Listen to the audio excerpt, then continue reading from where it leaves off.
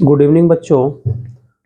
आज के इस क्लास में हम लोग डिस्कस करने वाले हैं क्लास 11th का एक नया टॉपिक हम लोग का स्टार्ट करेंगे, सेट थ्योरी। और इस सीरीज को भी हम लोग यहाँ पर कंटिन्यू करेंगे। और हम लोग सबसे पहले क्लास 11th का एनसीईआरटी को फोकस करेंगे और हर एक चैप्टर्स को एनसीईआरटी को हम लोग पढ़ेंगे। तो सबसे पहले हम लोग समझते हैं सेट। इस सेट क्या होता है? तो सेट जो होता है एक प्रकार का कलेक्शन होता है। और कलेक्शन कैसा होता है? कलेक्शन आपका होता है वेल डिफाइंड, है ना। सेट जो है, सेट क्या है हमारा? यह हमारा कलेक्शन ऑफ वेल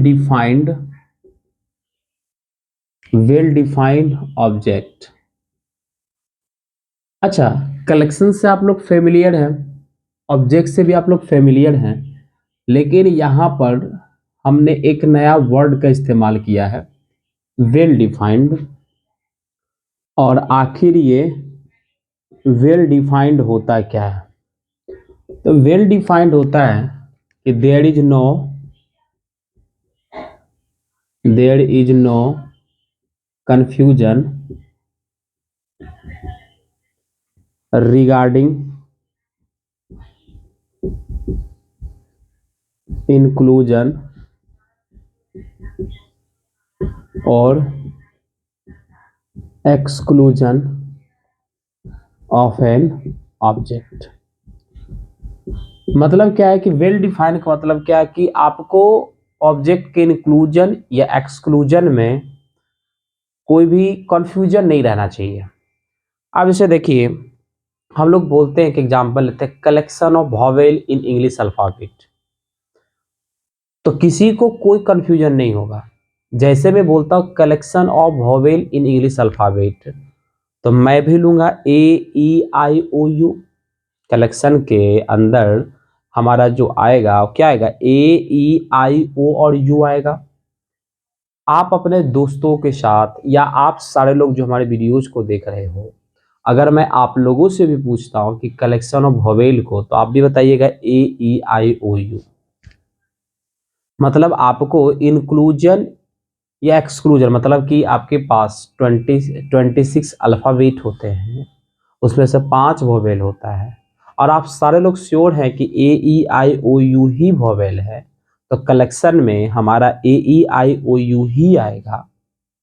कोई कंफ्यूजन नहीं है कलेक्शन में कि किसका इंक्लूजन होगा किसका एक्सक्लूजन होगा। तो ऐसे ही कलेक्शन को हम लोग सेट कहते हैं, ठीक है। या अगर आप लोग कुछ दूसरे बुक्स वगैरह को अगर आप पढ़ते हैं, तो वेल डिफाइंड को ऐसे भी कहा जाता है कि डेफिनेशन में कोई चेंज नहीं आना चाहिए, है ना। सारे लोगों का डेफिनेशन सेम होना चाहिए। जब सारे लोग के दिमाग में किसी चीज को लेकर के कंसेप्ट अगर सेम चल रहा होगा, तो रिजल्ट भी, जो आउटपुट, जो हमारा कलेक्शन जो आएगा, वो अभी हमारा क्या होगा? सेम ही होगा, उसमें कहीं कोई कंफ्यूजन नहीं रहेगा, ठीक है। तो हम लोग बोलता हूं कि एग्जाम्पल के तौर पर हम लोग कह सकते हैं क्या?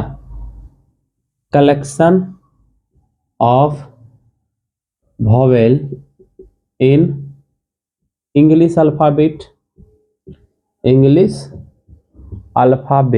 ये क्या है? हमारा सेट है। एक दूसरा एग्जाम्पल भी हम लोग देखते हैं।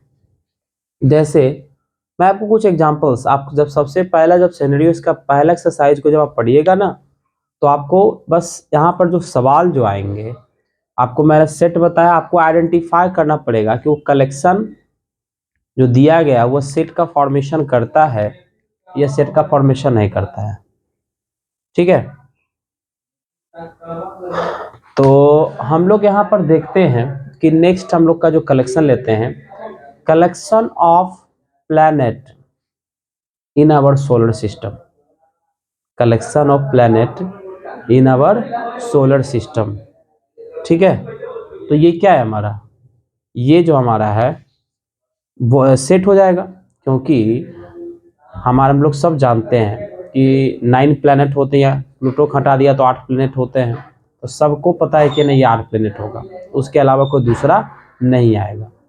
तो कोई कॉन्फ्यूजन है ना प्लेनेट के रिगार्डिंग हम लोग के पास में नहीं है, तो हम लोग इसको हम लोग क्या कहेंगे, सेट कहेंगे।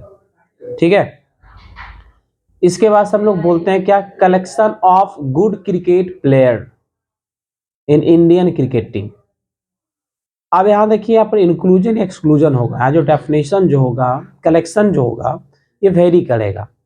जैसे मैं बोल देता हूँ कि हमारे अकॉर्डिंग है ना महेंद्र सिंह धोनी, है ना सचिन, सहवाग एंड विराट कोहली ये अच्छे प्लेयर हैं। कुछ लोगों ने कहेगा नहीं आशीष नेहरा, शुभम गिल, है ना हरभजन सिंह, ये सब हमारे अच्छे प्लेयर हैं। तो आप देख पा रहे हो कि यहाँ पर डेफिनेशन हमारा क्या कर रहा है, वेरी कर रहा है, कॉन्फ्यूजन है ना इंक्लूजन और एक्सक्लूजन को लेकर के। तो ये हमारा सेट के अंदर काउंट नहीं होगा, जिसमें कि ऑब्जेक्ट के इंक्लूजन और एक्सक्लूजन में कोई भी फर्क नहीं होता है, उसको ही हम लोग क्या कहते हैं, सेट कहते हैं। ठीक है, तो दूसरा एग्जांपल दे देते हैं, क्या है ना, connection of whole planet in our solar system. ठीक है, यही हमारा क्या हो गया, सेट हो गया।